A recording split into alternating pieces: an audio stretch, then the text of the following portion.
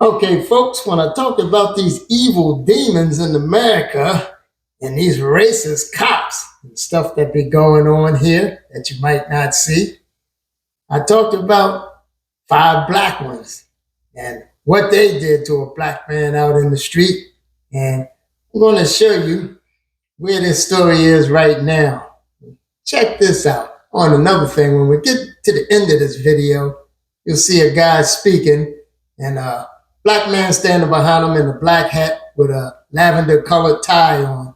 But he's an attorney who sues the police for families for the dirt that they do to people. And this guy will become a billionaire from the lawsuits he had filed against police departments. Our tax dollars, more of our tax dollars. But watch this. Charged in the killing of Tyre Nichols is now pleading guilty. Desmond Mills Jr. left federal court just a little while ago where he told a judge that he was in fact changing his plea. Mills and 4 other former officers were seen on camera kicking, punching, and beating Nichols with a baton after they stopped him for a traffic issue back in January. NBC News correspondent Antoinette Hilton joins us now. So we talked about this last hour. He is the first defendant to flip his plea. What do we know about the agreement? What did he get in exchange? Well, he is pleading guilty, and in exchange, it sounds like the federal government is going to be recommending about 15 years of sentencing. That's still ultimately going to be up to a judge, though. But what that indicates to us is that 15 years must be what they view as a good deal, meaning that the other 4 officers who may or may not be continuing forward with trial and leaving their pleas as they are right now may be looking at a lot more than that. You know, just to remind everyone here, these officers are facing very serious charges, including second-degree murder charges, the kind of charges that can put you behind bars for the rest of your life. Most of them are relatively young, in their 30s or so.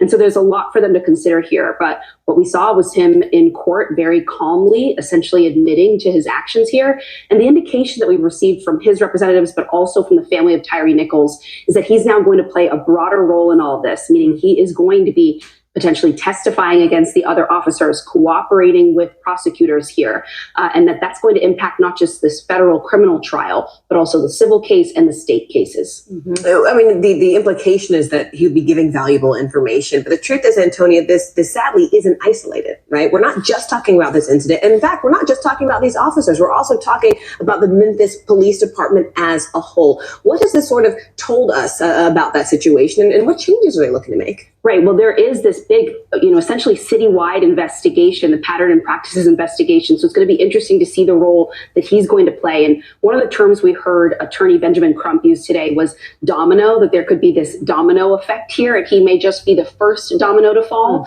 which may be an indication of things to come. But this is pretty astounding, to see, first of all, officers held accountable in this way. Often you hear from communities like the one in Memphis, that is not how these stories tend to end. But then for him to be on the opposite side of his former colleagues and be prepared to give this kind of information. Take a listen to some of what the family's team shared today in a press conference.